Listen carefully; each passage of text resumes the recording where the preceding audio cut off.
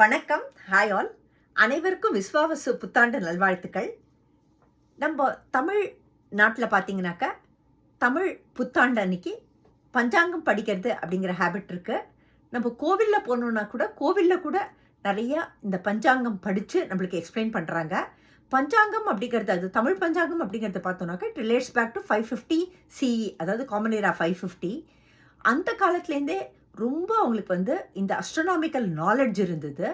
அதாவது அந்த planetary positions, அந்த revolution of the planets around the sun, இதை வச்சு அந்த பஞ்சாங்கம் அப்படிங்கிறத கணிக்கிறாங்க. பஞ்சாங்கத்தில் நம்மளை கைட் பண்ணக்கூடியதான பலவிதமான விஷயங்கள் இருக்குது. விதை விதைக்கக்கூடியதான நாள், சுப முகூர்த்த நாள், வாஸ்து செய்யக்கூடிய நல்ல நாள், அந்த மாதிரியான பல விஷயங்களில் நம்மளை கைட் பண்ணக்கூடிய விஷயங்கள்லாம் நம்மளோட அந்த தமிழ் ஆல்மனக் அப்படின்னு சொல்லக்கூடியதான அந்த பஞ்சாங்கத்தில் இருக்குது. Like most of the Indian almanacs, Tamil பஞ்சாங்கமும் அந்த 60 இயர் சைக்கிளை தான் ஃபாலோ பண்ணுது. அந்த விதத்தில் பார்த்தோன்னாக்கா விஸ்வாவசு வருடம் பிறந்திருக்கு, நம்மளுக்கு குரோதி வருஷம் முடிவடைஞ்சிருக்கு. மற்றபடி நம்ம பார்த்தோன்னாக்கா அந்த சமையலில் அன்றைக்கி அறுசுவையும் நம்ம சேர்ப்போம். அதாவது இனிப்பு, கசப்பு, புளிப்பு, உப்பு, கார்ப்பு, துவர்ப்பு, இந்த எல்லா விதமான சுவைகளையும் சேர்ப்போம்.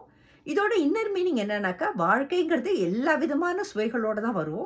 அந்த அக்செப்டட் ஆஸ் இட் இஸ் அப்படிங்கிற அந்த தாத்பரியத்தில் தான் நம்ம தமிழ் புத்தாண்டை எதிர்நோக்கி அதை ஆஸ்பீஷியஸாக வெல்கம் பண்ணுறோம். இந்த 6 விதமான சுவைகளும் சாப்பிட்டு சிம்பாலிக்கா அப்படின்னு சொல்லுவாங்க.